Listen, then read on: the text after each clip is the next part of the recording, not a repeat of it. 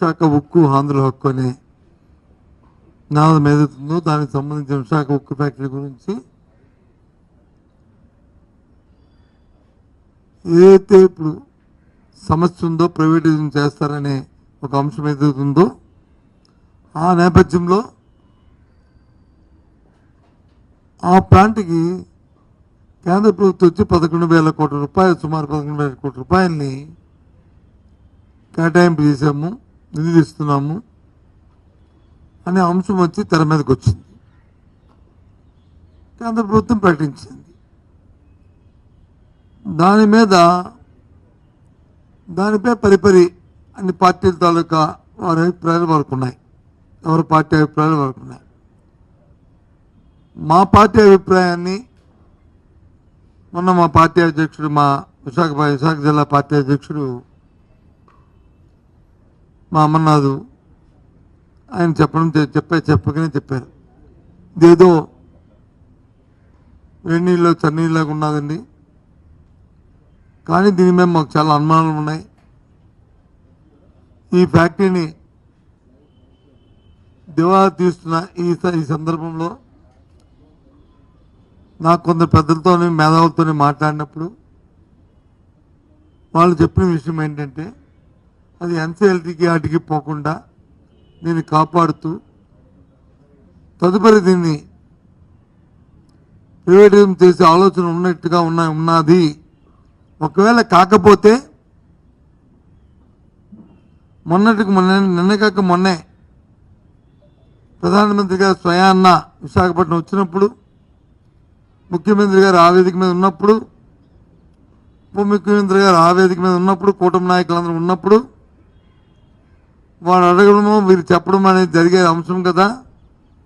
దానివల్ల మేలు మంచి జరిగితే చెప్పేవారు కదా, చెప్పలేదు. కాబట్టి ఆ తర్వాత జరిగిన ఈ పరిణామాలు చూస్తుంటే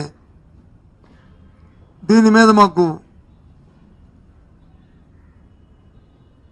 అనుమానాలు ఉన్నాయి. అందుకే మేధావులతో చర్చించానని చెప్పి మా అధ్యక్షుడు మనం 3 రోజుల కింద చెప్పడం జరిగింది.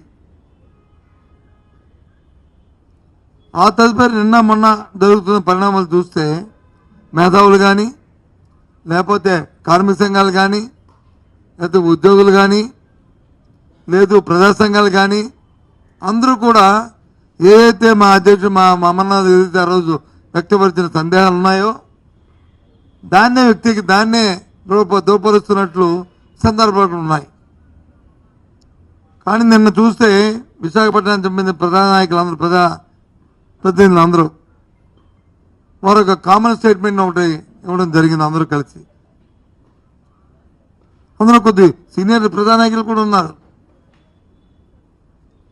మరి మీరు చెప్తున్న ఈ మాటని ప్రైవేటీకరణ జరగదు అని చెప్పని నిన్న జరిగిన అమిత్ షా వచ్చిన మీటింగ్లోకి, ఇవాళ జరుగుతున్న మీటింగ్లో కానీ మీరు ఇచ్చారు, సంతోషమంటారు. కానీ దీన్ని మీరు ఆపారనే మాటను ఎందుకు చెప్పట్లేదు? ఎందుకు ముఖ్యమంత్రి గారు కానీ, లేకపోతే హోంమంత్రి కానీ, ఆ నాయకులు కానీ ఆ నోటితో ఎందుకు తెప్పించట్లేదు?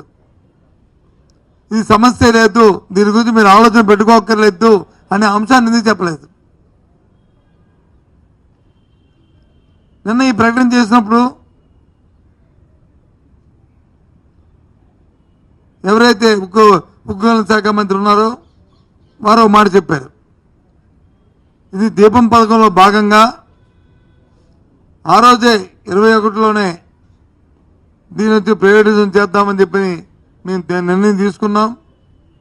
కానీ ఆనాడు రాష్ట్ర ప్రభుత్వం దీన్ని వ్యతిరేకించింది.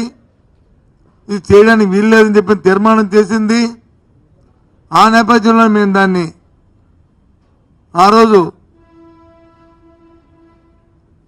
చేయడానికి సాహసించలేదు మేము అని చెప్పుకొచ్చిన విషయాన్ని కూడా ఒకసారి గుర్తు చేస్తున్నాను.